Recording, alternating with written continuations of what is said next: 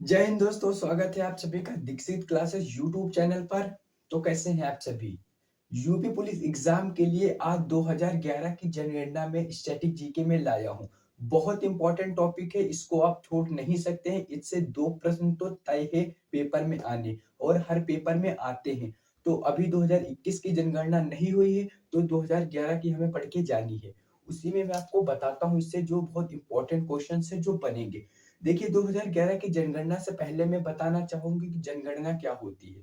तो देखिए, जो भारत में जनगणना पहली बार हुई थी, जो जनगणना भारत में पहली बार हुई थी, जो पहली बार जनगणना हुई थी, वो कब हुई थी?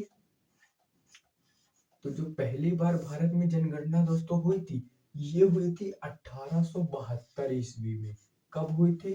1872 में हुई थी। और पूछा जाता है नियमित जनगणना कब हुई थी। नियमित जनगणना कब हुई थी, यानी कि बहुत वो पूरी तरह से जो हुई थी निर्मित जनगणना, वो कब हुई थी? तो वो 1881 ईस्वी में हुई थी। दोस्तों, भारत में जो पहली जनगणना हुई थी, वो हुई थी 1872 ईस्वी में। और ये किसके समय हुई थी ये भी पूछा जाता है। तो ये जो उस समय गवर्नर था, जो उस समय गवर्नर था, वो लॉर्ड मेयो के समय दोस्तों हुई थी। किसके? Lord Mayo. उस समय लॉर्ड मेयो भारत का गवर्नर था। तो ये आपको ध्यान रखनी है। जो भारत की पहली जनगणना हुई थी वो 1872 में हुई थी। किसके समय हुई थी? तो लॉर्ड मेयो हुई थी। और ये प्रश्न पूछा जाता है कि जो नियमित जनगणना हुई थी वो किसके समय हुई थी? तो जो नियमित जनगणना हुई थी 1881 ईस्वी में, ये दोस्तों ये लॉर्ड रिपन के समय हुई थी। लॉर्ड रिपन के, किसके? लॉर्ड रिपन के समय हुई थी। लॉर्ड रिपन जो कि 1880 से 1884 तक भारत का गवर्नर जनरल रहता है, उसके समय में भारत की ये नियमित जनगणना हुई थी। तो मैंने ये बताया जो जनगणना से मुख्य तथ्य, जो कि जनगणना पहले शुरुआत कब हुई थी, और जो अभी हम पढ़ेंगे इस क्लास में वो 2011 की जनगणना पढ़ेंगे। तो देखिए, 2011 की जो जनगणना हुई थी, ये पेपर में इससे प्रश्न ये पूछा जाता है कि ये जो स्वतंत्रता के बाद की जो जनगणना थी, तो ये 7वीं जनगणना है। ये अगर स्वतंत्रता के बाद की हम बताएं तो ये 7वें नंबर की जनगणना है। कितनी? 7वें की। और अगर ये ओवरऑल कुल जनगणना पूछी जाए, कुल जनगणना पूछी जाए तो ये कितने नंबर की है? अगर कुल जनगणना पूछी जाए तो ये कितने नंबर की है दोस्तों? तो ये है 15वीं। अगर टोटल पूछी जाए तो ये 15वीं है। अगर स्वतंत्रता के बाद पूछी जाए तो ये जो है 7वीं है। और स्वतंत्रता के बाद जो पहली जनगणना हुई थी, वो हुई थी, आपको याद कर लेनी है, 1951 ईस्वी में। स्वतंत्रता के बाद की जो पहली जनगणना हुई थी वो 1951 में हुई थी। और ये जो है 2011 के 11 की ये 7वीं जनगणना है स्वतंत्रता के बाद की। अब जो इससे इंपॉर्टेंट क्वेश्चंस बनेंगे वो मैं बताता हूँ। ये भी पेपर में बहुत पूछे गए हैं, जिसका एक बेसिक स्ट्रक्चर होता है कि जनगणना के पहले से क्वेश्चंस क्या बनते हैं, वो हमारे पेपर में जो बनेंगे इसमें क्या हुआ था, मेन क्वेश्चंस वो अब बताता हूँ। याद रखिएगा दोस्तों, ये जो जनगणना का मैं टॉपिक बताने वाला हूँ, ये अपने आप में अथा है, यानी बहुत बड़ा है। तो ये 3 पार्ट्स में आएंगी, और इन 3 पार्ट्स में कंप्लीट 2011 की जनगणना होगी, जो कोई भी प्रश्न नहीं बचेगा। तो तीनों पार्ट्स को आपको देखना है। ये पहला पार्ट चल रहा है, तो इसमें जो भी प्रश्न बता रहा हूँ वो आप सभी को बहुत बेहतर तरीके से दोस्तों पता होना चाहिए। तो सबसे पहले अगर मैं पहला पॉइंट बताता हूँ, तो ये पेपर में पूछा जाता है कि 2011 की जनगणना के अनुसार साक्षरता किस राज्य में कितनी थी, किस राज्य का क्षेत्रफल कितना था। तो वो सभी देखिए। अगर साक्षरता की बात करें, किसकी दोस्तों? साक्षरता की। किसकी? साक्षरता।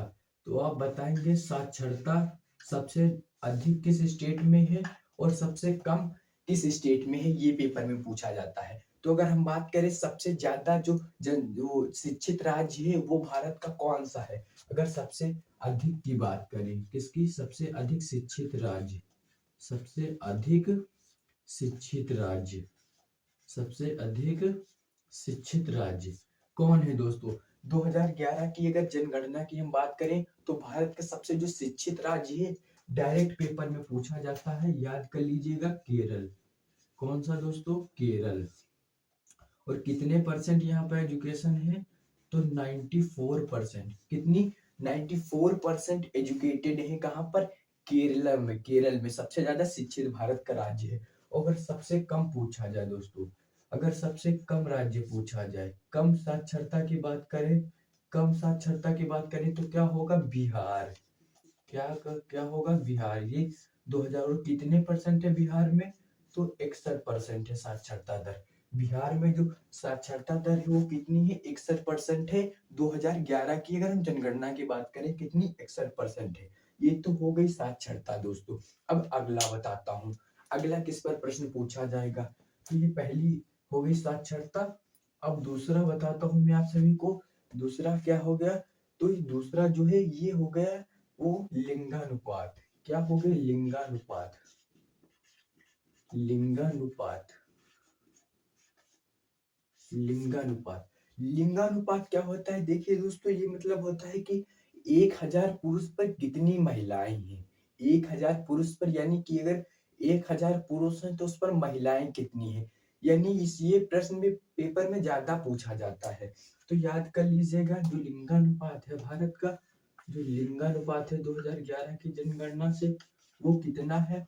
तो देखिए जो लिंगानुपात है वो 1000 पुरुष पर, 1000 पुरुष पर, 1000 पुरुष पर, 1000 पुरुष पर 940 महिलाएं, 940 महिलाएं।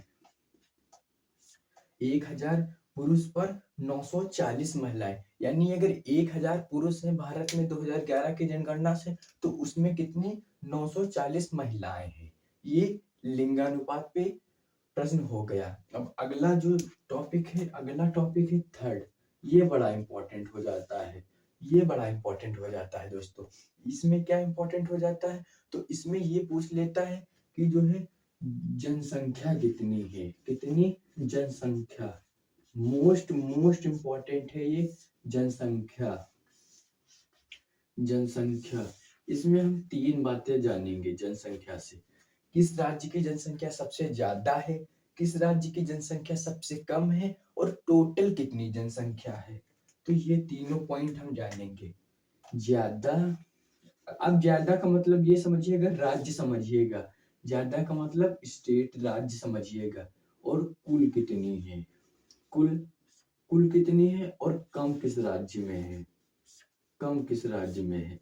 तो ये तीनों पॉइंट हम जानते हैं और समझते चलते हैं। तो देखिए जो 2011 की जनगणना के अनुसार भारत की कुल जनसंख्या कितनी है, तो आप जानेंगे जो कुल जनसंख्या है वो 121 करोड़ है। कितनी? 121 करोड़ है। कितनी? 121 करोड़ कुल है। अभी तो ये ज्यादा हो गई है, लेकिन अभी हमें 2011 की ही मान्य रखनी होगी, जब तक 2021 की हो नहीं जाती। तो कुल कितनी है जनसंख्या? 121 करोड़ है। और सबसे ज्यादा किस स्टेट में है? तो सबसे ज्यादा जो है वो यूपी में है। यूपी में कितनी है? तो 19 करोड़। कितनी है? 19 करोड़। बात करेंगे सबसे कम किस स्टेट की है। सबसे कम अगर बात करेंगे तो याद कर लीजिएगा, ये सिक्किम की है। कितनी है? सिक्किम की है। कितनी है? सिक्किम की है। तो सबसे कम किसकी है? सिक्किम की है। और सबसे ज्यादा किसकी है? यूपी की है। और यूपी की कितनी है? 19 करोड़। 19 करोड़ में यूपी की आपको बता क्यों दे रहा हूँ, क्योंकि ये जो स्पेशली क्लास है वो यूपी जीके से रिलेटेड है। तो इसमें उत्तर प्रदेश के जो प्रश्न बनेंगे वो डायरेक्ट करा दूंगा, वो थोड़ा डीपली करा दूंगा, थोड़ा अच्छे लेवल के करा दूंगा। बाकी ओवरऑल भी आपको पूरी तो देखनी ही है ये। अब आगे हम बात करते हैं जो नेक्स्ट टॉपिक है। अगर हम चौथे की बात करें तो इसमें पूछा जाएगा आपसे दोस्तों क्या, तो इसमें पूछा जाएगा आपसे जो है वो एरिया। एरिया यानी क्षेत्रफल। एरिया यानी क्षेत्रफल। ये जरूर याद रखिएगा। इससे आपको मैं एक नहीं, एक से 5 प्रश्न एक साथ बता दूंगा। तो देखिए जो एरिया है यानी क्षेत्रफल, इससे आप जानेंगे कई सारे प्रश्न। इससे आप जानेंगे कई सारे प्रश्न, कई सारे प्रश्न। तो देखिए एरिया जो है वो सबसे ज्यादा कौन सा क्षेत्रफल से है, सबसे कम कौन सा है, और इसी के साथ मैं आपको डेंसिटी भी बता दूंगा। देखिए सबसे अगर ज्यादा की बात करें किसी राज्य की, आपको पता होना चाहिए सबसे ज्यादा किसकी है और सबसे कम किसकी है? सबसे ज्यादा किस स्टेट की जनसंख्या है, जो सॉरी क्षेत्रफल, सबसे बड़ा राज्य कौन सा है, सबसे छोटा राज्य कौन सा है, ये पहले बता दूं आपको। देखिए जो सबसे बड़ा राज्य है 2011 की जनगणना के अनुसार, तो वो कौन सा है, वो है राजस्थान। बात करें सबसे बड़ा कौन सा है, तो राजस्थान है। और जो सबसे छोटा है, जो सबसे छोटा है वो है गोवा। गोवा सबसे बड़ा। अगर हम स्टेट की बात करें, राज्य की बात करें, तो वो जो है वो कौन सा है, वो है जो राजस्थान, और जो छोटा है वो है गोवा। अब मैं बताता हूँ यूपी का इसमें स्थान क्या है। ये जो इम्पोर्टेंट मैं बता रहा था वो यूपी के लिए आपसे बता रहा था कि यूपी से प्रश्न क्या बनेगा। तो अगर उत्तर प्रदेश की बात करें, उत्तर प्रदेश की कौन क्या चीज, उत्तर प्रदेश की, तो देखिए उत्तर प्रदेश का मैंने ये तो बताया था कि जनसंख्या पे तो नंबर 1 है। जनसंख्या के हिसाब से तो वो भारत का सबसे बड़ा राज्य है। लेकिन क्षेत्रफल से अगर हम बात करें, तो क्षेत्रफल से वो चौथा सबसे बड़ा राज्य है। कौन सा? चौथा क्षेत्रफल के हिसाब से यूपी है। चौथा क्षेत्रफल के हिसाब से यूपी है। और पेपर में ये भी पूछा जा सकता है, पेपर में ये भी पूछा जा सकता है कि यूपी की साक्षरता दर कितनी है, तो आपको याद कर लेनी है। यूपी की अगर साक्षरता दर बात करें, साक्षरता साक्षरता यूपी की साक्षरता दर कितने परसेंट है, यूपी की साक्षरता दर कितने परसेंट है 2027 में, दो सॉरी 2011 से, तो वो है 67.1%। 67.1%। और भारत की कितनी भारत की साक्षरता कितनी है, तो ये भी आपको पता होना चाहिए। भारत की साक्षरता कितने परसेंट है, भारत की साक्षरता दोनों आपको याद करनी है। भारत की साक्षरता बताएंगे सभी। भारत की साक्षरता कुल कितनी है, तो भारत की कुल साक्षरता जो है दोस्तों वो है 74%। कितनी? 74%। कभी गलती नहीं करेंगे और ये डेटा को हम याद करेंगे। तो ये पहली क्लास में मैंने आपको सभी को बता दिया है कि जो जनसंख्या की ये 3 क्लास आने वाली है। पहले में मैंने बता दिया कि जनसंख्या शुरुआत कब से हुई, पहली कब होती है, दूसरी कब होती है। तो आप सभी को ये तो पता चल गया होगा कि इसका जो बेसिक स्ट्रक्चर था, ये भी मैंने आपको बता दिया कि इसमें साक्षरता कितनी थी 2011 की जनगणना के अनुसार, और लिंगानुपात कितना था, जनसंख्या कितनी थी, एरिया कितनी थी। यूपी के बारे में भी मैंने तथ्य बता दिए। तो ये पहली क्लास थी जिसमें आपको परिचय हो गया होगा कि 2011 की जनगणना से कैसे कैसे प्रश्न बनेंगे। अभी इसके 2 पार्ट्स और आने हैं, तो उनको आप जरूर देखना और बहुत बेहतर तरीके से इन तीनों क्लासों को आपको देखना है। तभी आपका जो 2011 की जनगणना का ये जो टॉपिक है पूरा होगा, क्योंकि आपके सिलेबस में ये एक अथा है, ये जरूर आपको पढ़ के जाना है। तो आई होप दोस्तों आपको ये क्लास अच्छी लगी होगी। अगर अच्छी लगेगी तो मेरे भाई वीडियो को लाइक करना और चैनल को सब्सक्राइब कर लेना, ताकि जो अगली वीडियोस मेरी आएंगी वो आपके पास नोटिफिकेशन पहुंच जाए। तो उम्मीद है आप सभी जो है कमेंट करेंगे और कैसा बताएंगे क्लास कैसी लगी। तो जय हिंद दोस्तों, जय भारत। मिलते हैं नेक्स्ट वीडियो में हम। Okay bye.